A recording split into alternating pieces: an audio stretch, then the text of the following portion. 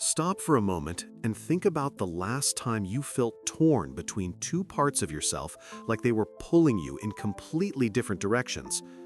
This experience of internal conflict is something Carl Jung explored deeply, and in my research of his work, I have come to understand how vital it is to acknowledge and work with these tensions rather than pushing them away.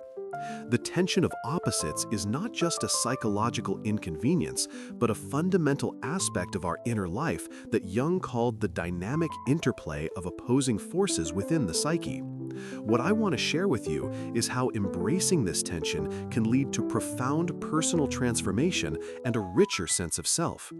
I have studied Jung's observations with patients who wrestled with conflicting desires, values, and emotions, and it became clear how avoiding these inner conflicts only led to breakdown or confusion.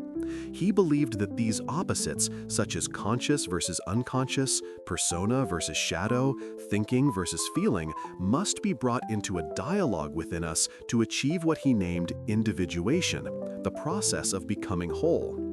Think about how many times you may have felt stuck when faced with choices that seemed irreconcilable. Jung's clinical experience showed that ignoring or suppressing one side only strengthens the conflict.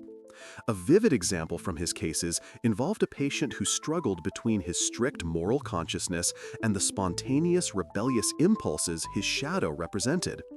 Through Jung's guidance and use of techniques like active imagination, the patient began to engage directly with these shadow aspects, visualizing them and giving them voice instead of hiding them. This kind of approach revealed that the tension itself is a creative energy that, when balanced, can lead to inner growth. Jung's insight fundamentally challenges the common notion that psychological health means eliminating inner contradictions. Instead, he showed that the psyche naturally contains polarities that need to be held in tension with mutual respect. This discovery is so relevant today when many of us feel extreme inner divisions, whether about identity, career, or beliefs. From Jung's theory, I have found that working with the tension of opposites means first develop an awareness of what is in conflict by honestly facing the feelings and thoughts that arise. Next, Jung suggests the use of what he called active imagination, an intentional practice where one dialogues with the unconscious figures or feelings that represent the opposing side. You might imagine having a conversation with the part of you that is anxious, angry, creative, or fearful. This technique allows for integration because it connects conscious awareness to previously disowned elements. Practically, this can be done through journaling, as if writing letters between these internal voices, or through meditative visualization.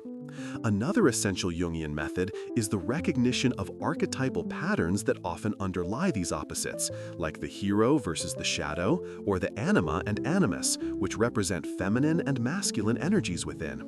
By understanding these symbolic layers, the tension becomes less threatening and more like an invitation to wholeness.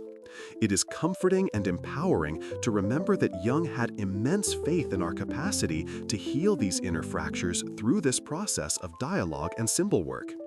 If you allow yourself to sit with discomfort and curiosity rather than avoidance, the tension loses its paralyzing power and instead becomes a source of meaning. I encourage you to try these steps. Start by naming the polarities within yourself. Commit to a daily practice of active imagination or journaling where you give room to the voices often silenced. And study the symbolic themes that appear in your dreams or reflections, as Jung did with his patients.